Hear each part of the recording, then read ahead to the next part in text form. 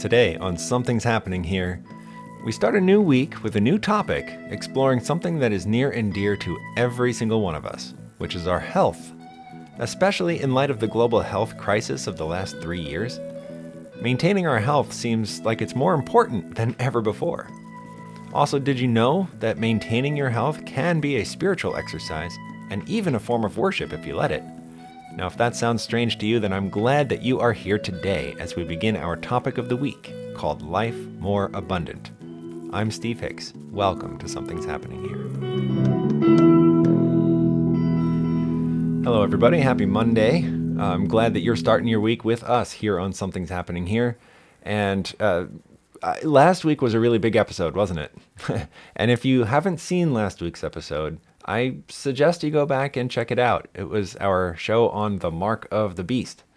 So if you did make it through that one, then welcome back. We're going to take a little bit of a breather this week, give us some space before we tackle something like that again. And but hopefully this will not just be a passive week for you. This is something that is super duper important. It affects every one of us because every one of us has to live with our own bodies. For better or worse, right? Whether they're broken or not, we have to live with them. So what does the Lord teach us and expect of us in that regard? We're going to talk about that today and all week long in several different ways. So to begin our discussion, we're going to start rather broad. And I'm going to go to this article here. It's actually from Harvard. Harvard published this in July of 2022, so it is February now of 23, so that's 7-8 months ago or so. It's relatively recent, and the title is Spirituality Linked with Better Health Outcomes and Patient Care. So this may not be a surprise to you, because we've seen topics like this and headlines like this with increasing frequency over the past few years. And so maybe I say that and you're like, oh yeah, I knew that already, right? That's why I go to church, or that's why I believe in God, or whatever like that. But certainly not everybody is on the same wavelength in that regard. And so to begin our discussion on health, we have to start here. This idea that even our medical establishment, even our medical doctors are realizing that there is room for spirituality. There's room for belief in the medical treatment of a person. And even, as we're going to see, there's room for that in maintaining health, not just recovering health, but to stay healthy in the first place. So let's read from the article here. It says, spirituality should be incorporated into care for both serious illness and overall health, according to a study led by researchers at Harvard T.H. Chan School of Public Health and Brigham and Women's Hospital. This study represents the most rigorous and comprehensive systematic analysis of the modern-day literature regarding health and spirituality to date. And then a sentence later, it continues by saying, our findings indicate that attention to spirituality in serious illness and in health should be a vital part of future whole person-centered care, and the results should stimulate more national discussion and progress on how spirituality can be incorporated into this type of value-sensitive care. Now I'm going to jump down here to about halfway down in the article, maybe 40% of the way down, and this article gets to the results of this study that they're talking about here. It says, the researchers, noted that for healthy people, spiritual community participation, as exemplified by religious service attendance, is associated with healthier lives, including greater longevity, less depression and suicide, and less substance use. For many patients, spirituality is important and influences key outcomes in illness, such as quality of life and medical care decisions.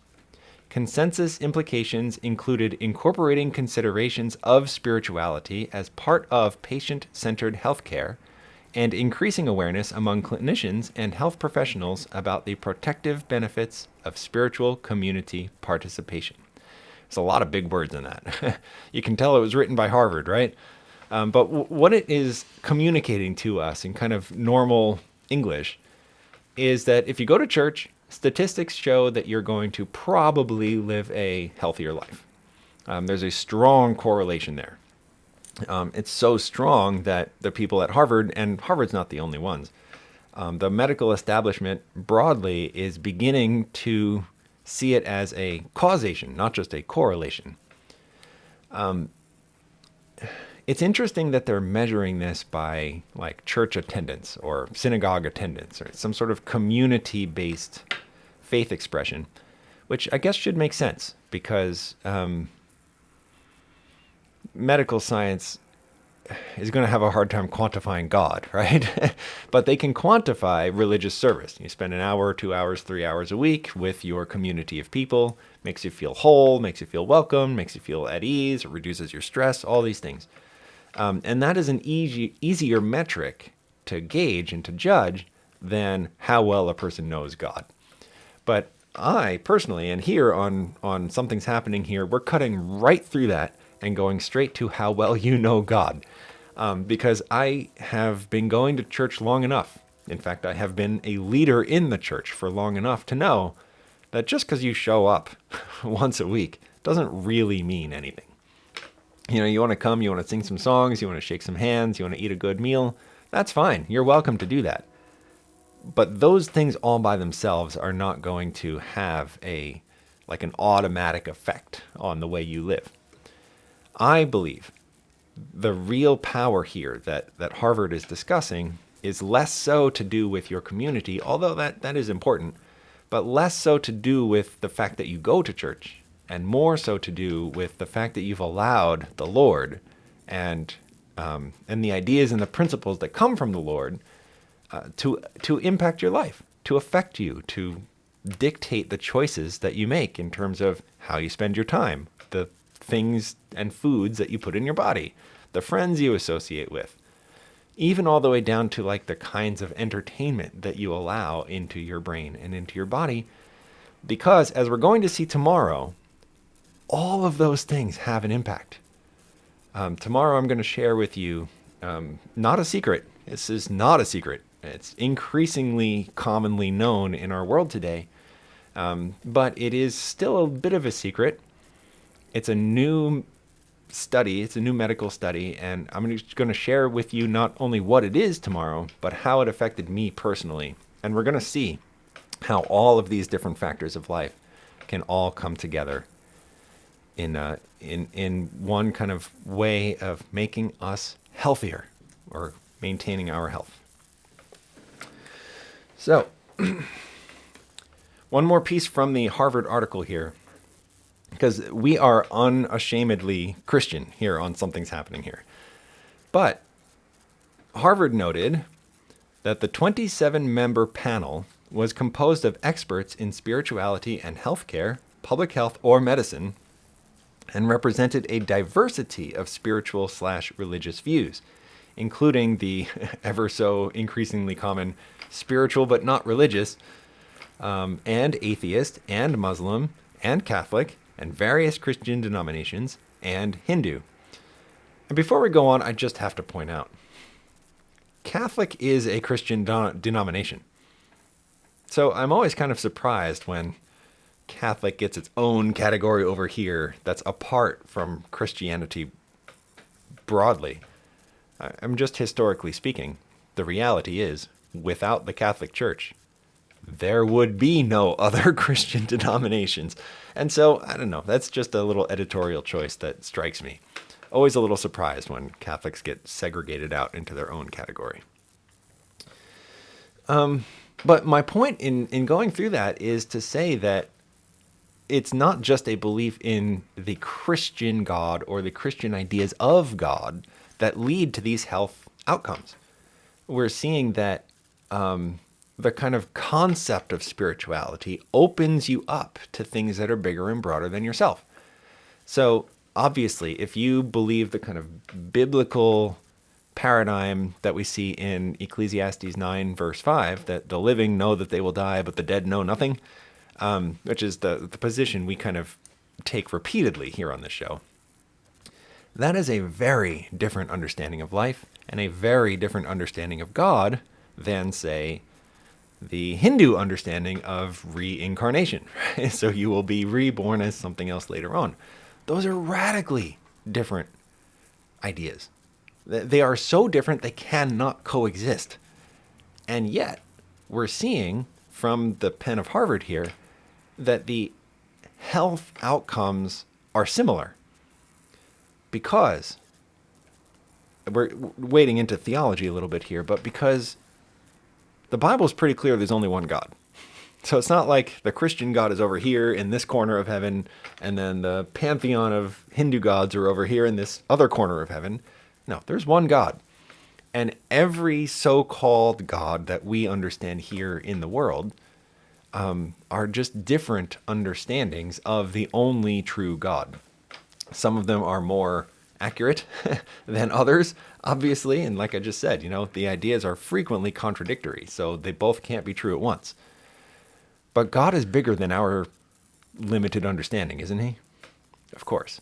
And so when we plug into just the spiritual realm, what we're automatically doing, regardless of the flavor of spiritual realm that we're looking at, what we're automatically doing is rejecting the kind of materialistic point of view.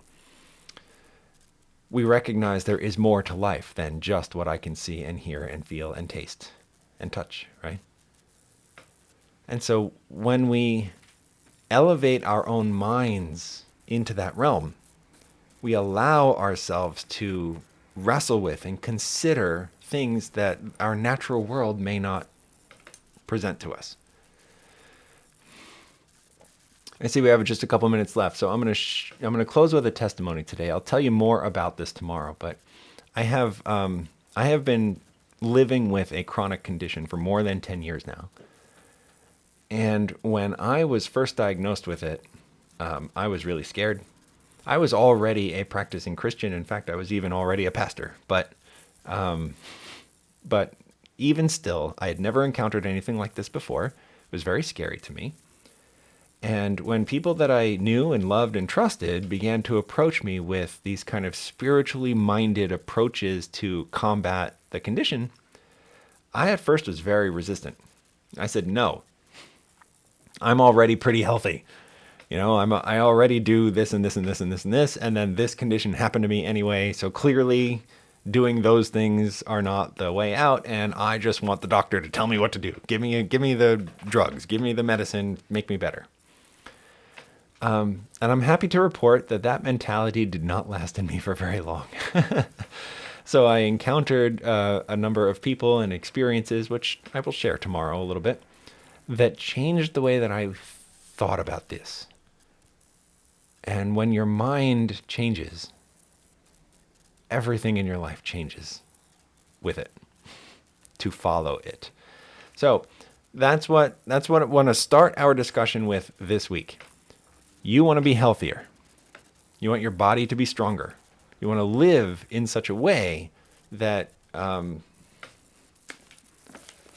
that can be the life more abundant that Christ Jesus offers you and promises you in John chapter 10, verse 10. And so with that, we know that we're going to have to allow God to touch our minds, right? To change the way that we think about our bodies, to change the way that we think about disease and conditions like this. So we're going to commit that to God, and then we're going to see you again tomorrow. When we get a little bit more specific, we talk more science, we talk more practical ways to go about this. So make sure you are subscribed, because we're just getting started on this very important topic. If you are on Facebook, that means like this page and then change your notifications according to the instructions underneath this video. If you're on YouTube, similarly, hit the subscribe button and then also the notification bell. And on Talking Donkey International, if you're watching it there, we don't have a subscription yet. No. All right. So go to the podcast page and bookmark it, and that's how you'll find it day by day. May God bless you. May God bless you with good health, and I will see you tomorrow. I'm Steve Hicks, Director of Podcast Ministries for Talking Donkey International. This has been Something's Happening Here. May God bless you.